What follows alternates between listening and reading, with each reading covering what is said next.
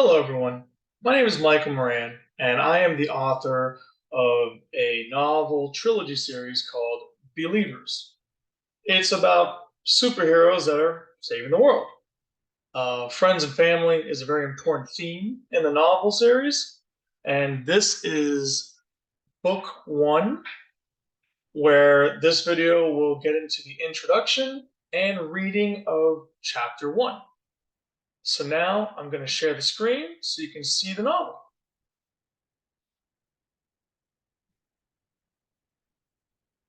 And here we go.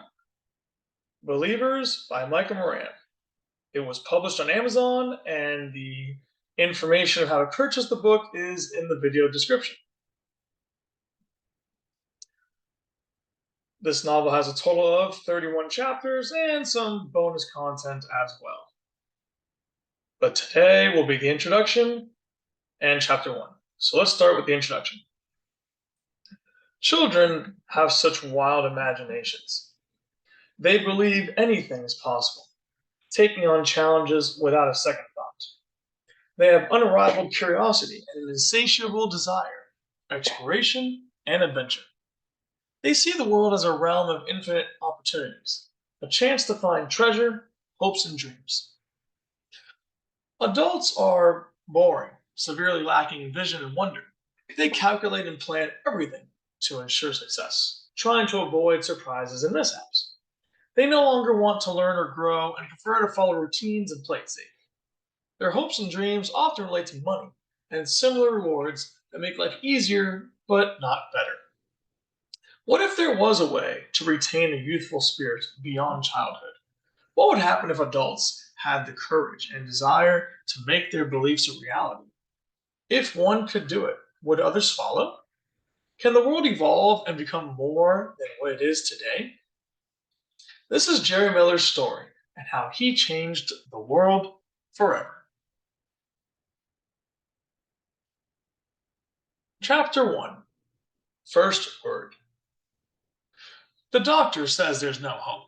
Our son may never talk and could have a disability. He may never be like other children, and we have to come to terms with it. Who says that to a mother? Sandra asked her husband. Don't worry, honey. He'll talk soon. Jerry understands us perfectly and responds in his own way. Look at how he plays with Happy. Tom. He points at the dog and makes noises. That's not talking. That's chirping like a bird. Tom chuckled at the thought of his son chirping like a bird. But Sandra did not laugh. She smiled half heartedly because she loved her husband, but she was looking for relief. Tom continued talking and tried his best to make her feel better. At least he's a cute bird and healthy too. He eats well, runs around, and does everything else a normal kid would. It'll work out soon, I promise. Sandra turned, looked into her husband's eyes, and said, Tom, don't make a promise you can't keep. I love you, and I'll hold you to your word beyond the grave if I have to. She kissed her husband in bed and gently leaned against him as he read a book titled, Where Did Conservatism Go?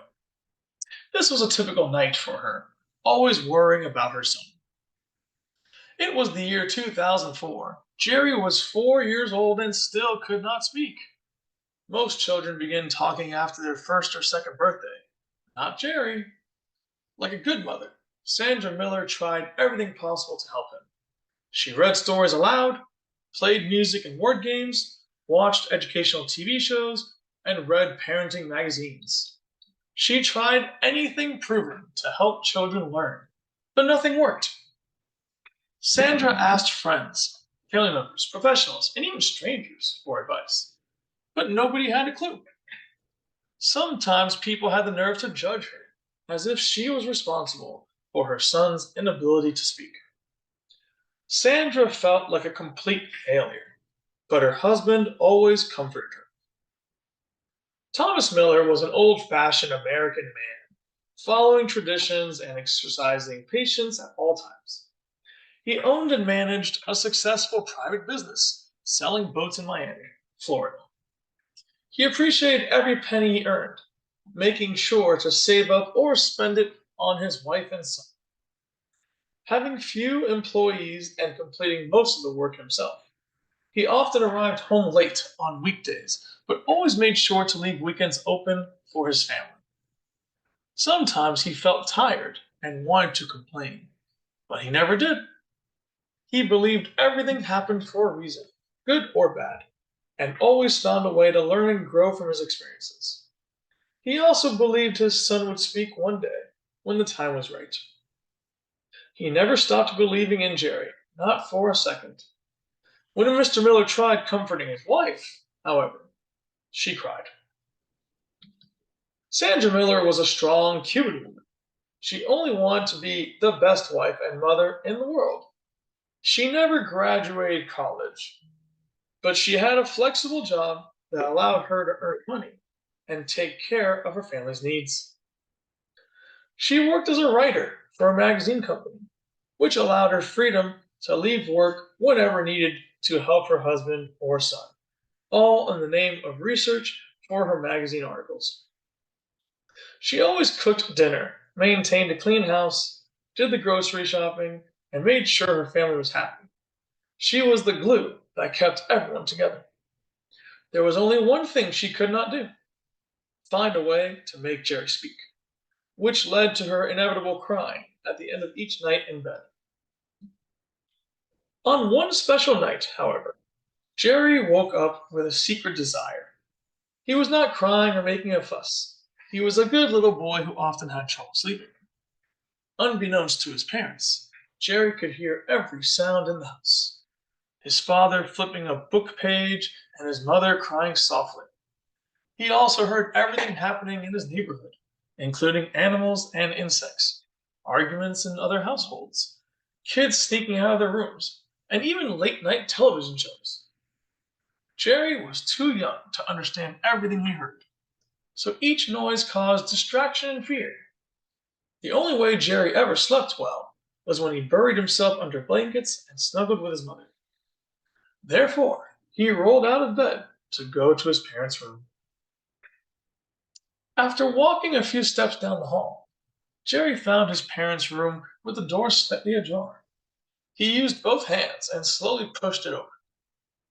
Sandra was lying in bed, crying quietly in her husband's arms as he tried to comfort her. When she heard the door open, however, she quickly wiped her tears away, looked toward the door, and saw Jerry. With a sympathetic and tired tone, Sandra said, "Hey, Munchkin, having trouble sleeping again? Come to bed with us." You can't always coddle him, Sandy. Sometimes you gotta be tough and tell him to go back to his bed. Tom, we have our whole lives to be strict with him. For now, I just want to cuddle with my baby and Cookie. Thomas and Sandra suddenly grew silent and still. They looked at each other and asked, "Did you say something?" Cookie. They looked at each other again, and then at Jerry, who was at the edge of the bed staring at his parents. Sandra and Thomas could not believe their ears. After 4 years, their son finally spoke his first word because he wanted a cookie. They jumped out of bed, hugged their son extra tightly, picked him up, and ran downstairs to the kitchen. Sandra was hysterical. She paced around the house, called all her family and friends, and told them the story repeatedly of how her son spoke for the very first time. Thomas opened a cabinet door, took out a box of vanilla cream cookies, and placed it on the dinner table in front of his son. Then he sat watching in awe as Jerry repeatedly said the word cookie and ate all the cookies he wanted that night. So that's it. That's the end of chapter 1, and my next video will be me reading all of chapter 2. I hope you all enjoyed it, and thank you very much.